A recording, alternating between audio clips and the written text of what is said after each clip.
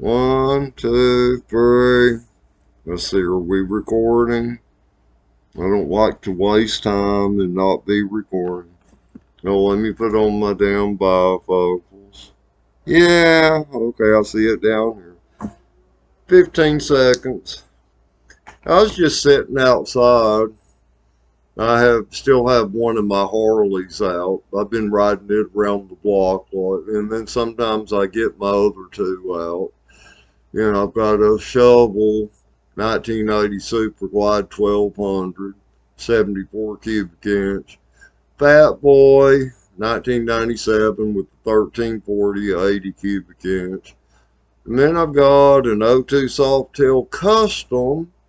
It's got the twin, that's a twin cam design, and it's got the 1450, 88 cubic inch. All right. But here's something I thought about, just out of the blue, and I thought this will help a lot of people that own Harleys over an issue that's probably going to worry them to death, and some Harley shops or repair shops could really stick it to them, could really stick the knife in their back. Let me tell you people something about, this is on the Evos and the twin cams and even the M8 V twin Harley. Evos, twin cam, and the M8s. Your bike can be perfectly fine. You go to do a compression test just like, oh, I think I'll just check it out. Your front cylinder reads 175 pounds compression. But then you test your rear cylinder and it's like, oh man, it's only 155 pounds. Okay.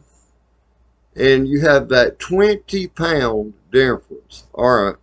Let me tell you people something. Theory has it from a lot of bike shops or even fair mechanic enthusiasts that it's because the rear cylinder wears more and the rings wear faster because it runs harder. Nope. Nope. Nope. Nope. Nope. Nope. Nope. That's not it at all. That's not it at all. I can't give you an exact reason. And then there's theories, okay, now I'll give you my theory. And there has to be a reason. There has to be a reason. There's also theories, one exhaust valve or intake valve isn't closing all the way. That's another theory. No, it's not that. Now, let me tell you something. If you're Evo or twin cam or your M8, if that rear cylinder is 20 pounds less on a compression check than that front cylinder, don't worry about it because nearly all of them are like that. And I'll tell you why I think that is.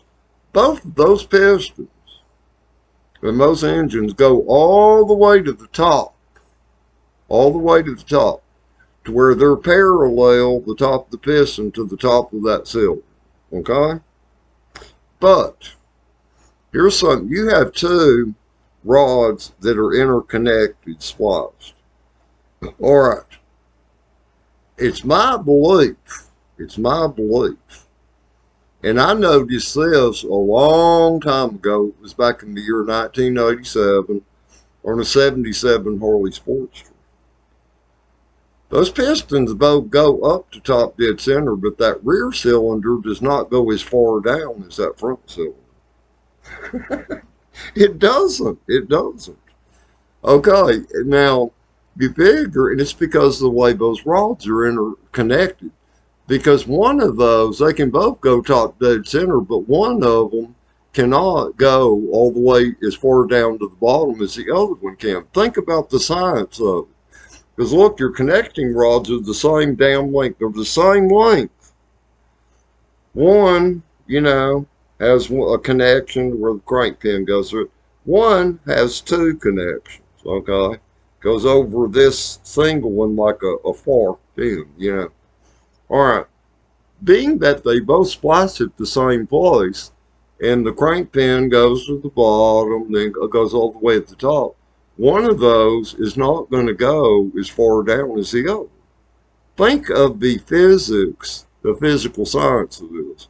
See, there has to be a reason. And why is it almost all good running Harleys, when people do a compression check, when there's nothing else wrong, when they're not missing, vibrating, or shaking, and they'll go to do a compression check, and that rear cylinder will have 20 pounds loose. I think that's why. I think that's why. Because I noticed all three of mine are that way. And I'll tell y'all where y'all can get the compression gauges. Check it. Use eBay. I got a compression kit. Comes in the little case with the hoses of different fittings. $17. $17. You can get those pretty damn cheap, man. And my 97 Fat Boy, 155 in the rear, 175 in the front. And I don't think you have anything to worry about. One lady, she's got a video on here. You might type in Harley compression check. It might have her video. She has a 019 M8 Harley. And it runs real good. And in her video, she said, I was changing my plugs today, and I thought my bike runs great. I just got back from a trip on it. It runs great. I'm going to check my compression. And sure enough, she's like, what the heck is going on? Why is the rear cylinder 20 pounds less compression than the front? And finally, she said, well, I might check this out later, but she put the new plugs in and she said, you know what, I'm not going to worry about it because it runs good, it doesn't vibrate, and it doesn't shake. And the plugs that came in looked healthy, they weren't black or whatever.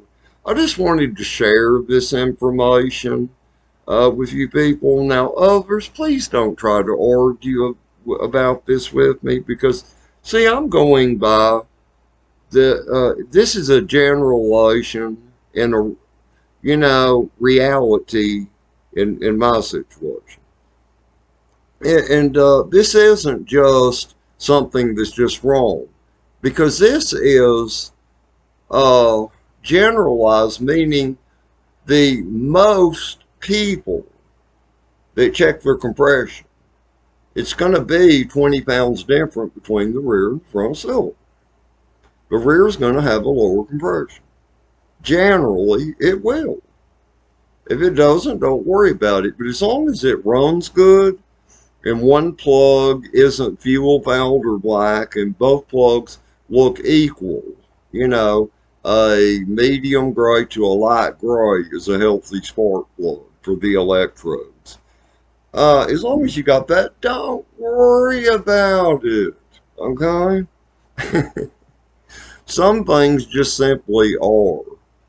I can't think of anything else to add.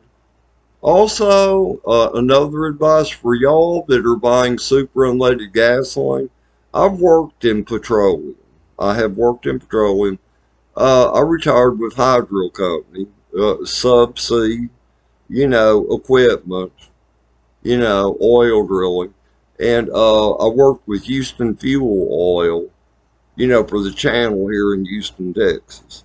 And do you know that super unleaded and regular unleaded are the same damn thing? They're fucking you people around. Get your heads out of your asses and quit wasting your money. Buy regular unleaded and be done with it. It's the same damn thing. But don't ever buy gasoline if you see a fuel truck unloading into the ground tanks. Because what that does, gasoline floats on the top of water. All oil tanks get condensation. The water's on the bottom. When they're unloading, it mixes the water in the gasoline up. Now, if you just have to fill up, go to the furthest pump away from where the truck's unloading. But it's a good idea. Don't ever put gas in your vehicle. no matter what it is, while a fuel truck is unloading into the ground. Okay? I guess that's about it, you know. I try to help people. I try to share things that I know, to help. I try, okay? That, and I've got a lot of other advice. I've learned a lot of stuff over the years. I'm 65. I'm a good mechanic, heavy equipment, diesel. I've worked on aircraft for Hobby Airport at the hangars. I've done numerous things, automobiles, motorcycles. Um, anyway, I hope everybody's having a great, great, great time. And remember, life is good for the most part. Life is good. Jesus Christ is the answer, people. He's your Father in heaven. He's your Savior, okay? Later, and have a great day. And don't take wooden nickels.